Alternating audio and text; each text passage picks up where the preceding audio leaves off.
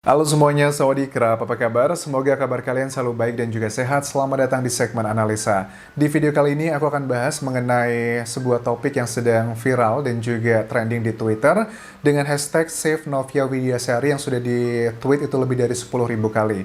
Ini adalah kasus dugaan adalah pemerkosaan begitu, dan memang biasanya kalau untuk kasus seperti ini kita tidak boleh menyebutkan namanya. Tapi untuk kasus ini karena memang korban sudah meninggal dan nama ini bukan sekedar nama lagi tapi sudah menjadi gerakan. Makanya biar gerakan ini tidak sia-sia kita gaungkan, tujuannya agar tidak lagi ada Novia Widyasari berikutnya lagi. Kita berharap sudah tidak ada lagi seperti itu.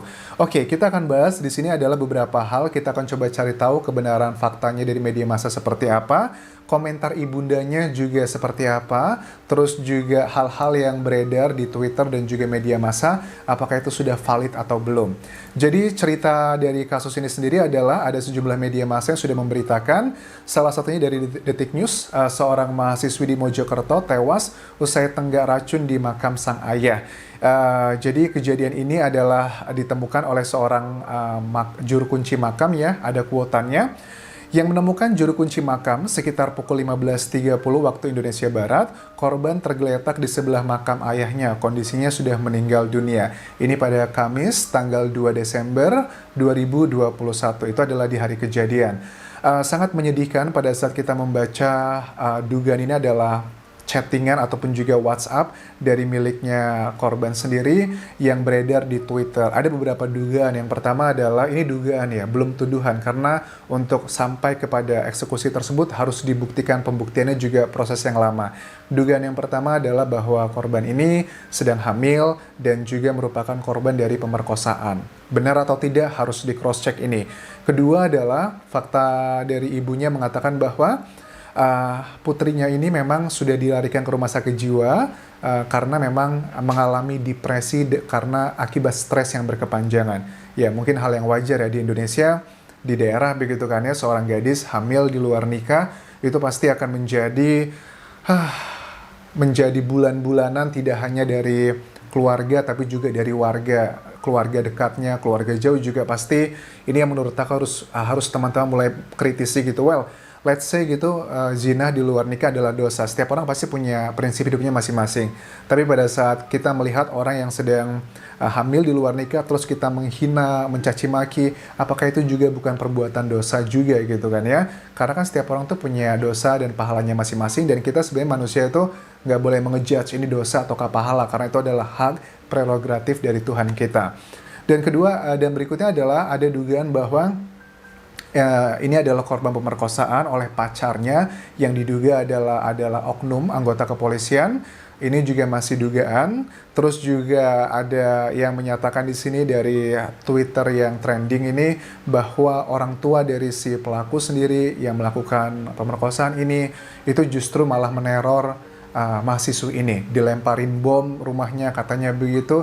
Tapi ini masih menjadi dugaan. Tapi gini ya, kalau eksekusinya kita melihat actionnya adalah seorang gadis mengakhiri hidupnya di makam ayahnya, itu sebuah action yang sudah luar biasa. Jadi aku mau, sebelum kita bahas lebih jauh, teman-teman, pada saat orang melakukan eksekusi mengakhiri hidup, itu bukan berarti dia memiliki iman yang lemah ya, tapi karena memang sudah sampai puncak pada kestresan yang luar biasa. Dulu secara pribadi aku juga punya pikiran bahwa pada saat ada orang aku lihat melakukan aksi mengakhiri hidupnya, aku sempat ngejudge mereka, kalian tuh imannya lemah gitu kan ya, nggak punya iman yang kuat. Tapi ternyata setelah aku semakin dewasa, melihat fakta-fakta ternyata tidak seperti itu.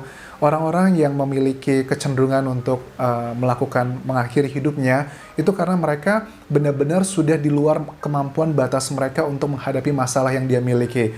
Kalau seandainya benar bahwa gadis ini adalah hamil di luar nikah, kita bisa bayangkan ya betapa stresnya gitu. Mungkin aja dia mendapatkan tentangan dari keluarga dekatnya, dimaki-maki, dimarahi, atau mungkin dipukul dan sebagainya. Itu adalah hal yang mungkin. Terlebih lagi adalah dia ini adalah hasil korban, dugaannya adalah korban perkosaan begitu.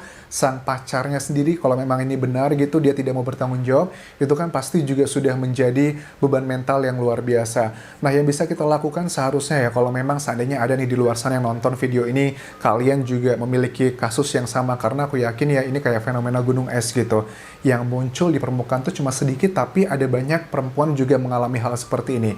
Pertama, kalau kalian saat ini dalam kondisi hamil di luar nikah, ya janganlah digugurkan. Itu adalah yang pertama, karena ya pastilah menggugurkan tuh sama aja membunuh, dan membunuh tuh pasti sama aja dosa gitu.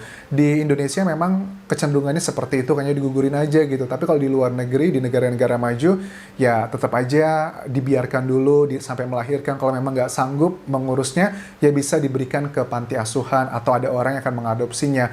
Menurut aku itu jauh lebih bijaksana daripada menggugurkan seperti ini atau malah ditolak oleh keluarganya sendiri. Tidak bermaksud untuk menghakimi keluarganya karena kita tidak tahu kondisi mereka seperti apa, tapi ada satu hal yang menurut aku juga harus kita luruskan, di mana keterangan dari ibunda dari mahasiswi ini yang menyatakan bahwa dia tidak bersedia bahwa anaknya dilakukan autopsi. Ini kita coba simak keterangan dari Republik Merdeka TV. Dari situ memang saya tidak bersedia untuk anak saya diotopsi ataupun dilakukan tindakan lain, karena memang ya sudahlah, ini musibah keluarga saya. Oke. Ibunya mengatakan bahwa tidak bersedia anaknya dilakukan tindakan autopsi karena ya sudahlah, itulah musibah keluarga saya. Oke, aku menghargai keputusan ibu ini, tapi begini ya, ini karena mungkin di Indonesia autopsi itu masih menjadi suatu hal yang sangat kontroversi kan ya. Dipikirnya, ya memang benar, autopsi itu kan untuk mengetahui ada banyak informasi. Apakah ini ada dugaan misalnya pembunuhan, atau ada dugaan macam-macam, penyebab kematiannya apa, kemudian juga waktu kematiannya juga akan diketahui di situ, dan memang apakah benar racun yang diminumnya itu adalah yang menjadi penyebab kematiannya, karena kan harus di cross check juga kan ya.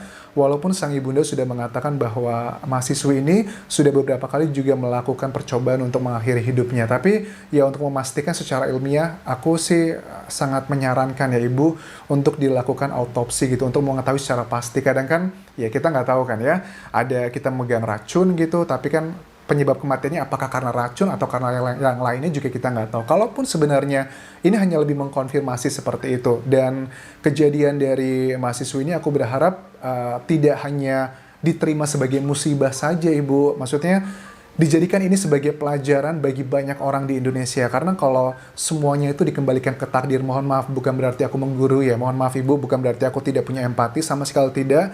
Tapi bagi aku, kalau semua tindakan seperti ini hanya dikembalikan ke takdir, ya sangat menyedihkan gitu, apa gunanya hukum begitu. Karena kalau memang dugaan-dugaan yang aku sebutkan tadi itu adalah fakta, ya tentunya harus ada orang yang bertanggung jawab. Dugaan yang beredar di media massa dan juga di Twitter serta netizen kan ada dugaan pemerkosaan oleh oknum tertentu. Jika ini benar, ya harus diusut tuntas begitu, agar kematian dari putri ibu tidak sia-sia begitu saja. Jadi biarkan ini bisa menjadi pelajaran banyak pihak sih. Pertama, aku bisa bisa mengambil kesimpulan ini pelajaran bagi kaum perempuan sendiri ya. Kalau kalian mengalami kekerasan seperti itu, ya harus bersuara, karena memang kita masih memiliki society yang patriarki gitu kan ya. Kalau kita melaporkan, terutama perempuan, ada tindakan seksual, itu malah membuat mereka tuh namanya buruk. Itu memang harus kita akui masih ada seperti itu. Dan ini bisa menjadi pelajaran bagi banyak teman-teman perempuan gitu di Indonesia. Harus speak up gitu. Karena kan kita melihat gini kan ya, kalau memang adugan-dugaan itu benar bahwa sudah diperkosa, kemudian hamil, disuruh gugurin, diteror, itu kan benar-benar sudah jadi korban, sudah jatuh, tertimpa tangga pula gitu kan ya. Jika ini benar gitu. Nah makanya untuk proses penyelidikan, apakah ini benar atau tidak, ya harus dilakukan autopsi. Apakah memang benar bahwa putri ibu, mohon maaf, apakah sudah hamil atau belum, sudah hamil atau tidak begitu. Karena kalau dari fakta itu saja belum ada konfirmasi, ya ada banyak hal-hal lainnya yang agak sulit untuk dilakukan pembuktian begitu. Dan sekali lagi, bukan bermaksud untuk tidak punya empati terhadap ibunda dari korban ini. Cuman kalau untuk bagian otopsi saja sudah tidak diizinkan, ya akan banyak hal yang akan sulit untuk dibuktikannya. Aku berharap bahwa kasus ini tidak menguap begitu saja ya. Ada gerakan untuk yang di Twitter Save Novia Widiasari, ya aku berharap bisa menjadi banyak pelajaran begitu. Dan buat teman-teman, itu yang pertama untuk kaum perempuannya sendiri, tapi untuk masyarakat dan juga keluarga yang memiliki, misalkan memang benar yang beredar di masyarakat bahwa gadis ini hamil di luar nikah, harus kita mulai belajar dari sini. Kita harus menerima gitu ya, walaupun Well, mungkin banyak yang bilang Anjas ngomong aja enak gitu, tapi pada kenyataannya di society gitu, di masyarakat, mereka tidak semudah itu menerima anaknya yang hamil di luar nikah, walaupun itu pemerkosaan ataupun suka sama suka, pokoknya sama aja. Nah, ini hal yang harus kita mulai buka pola pikirnya. Yang namanya hal-hal seperti ini kan, ya namanya manusia nggak ada yang sempurna kan ya. Bunuh diri sebenarnya bisa dihindari ya kalau memang kita itu tahu bagaimana mentreatment orang-orang yang ada kecenderungan untuk depresi. Tapi terlepas dari semua itu, aku sangat menyarankan bahwa ya langkah pertama sebelum untuk melakukan penelusuran lebih dalam dugaan-dugaan yang beredar di media massa, ya harus dengan otopsi dulu. Karena kalau otopsi saja sudah tidak diizinkan, dan aku menghargai itu, ya agak sulit ya untuk kasus ini akan diperiksa atau didalami lebih jauh. Dan sekali lagi, ini bukan tentang takdir ya. Kalau semua kejahatan, misalkan benar ini ada dugaan terjadi kejahatan yang seperti kalian tahu, sudah aku sebutkan beberapa kali, ya tidak boleh dibiarkan hanya atas nama takdir ya, harus diusut lebih tuntas, lebih dalam sekali lagi. Aku rasa itu yang bisa aku bahas mengenai kasus ini, karena kasus ini juga masih banyak dugaan-dugaan, dan dugaan ini agak sulit untuk dibuktikan kalau tidak adanya otopsi sih.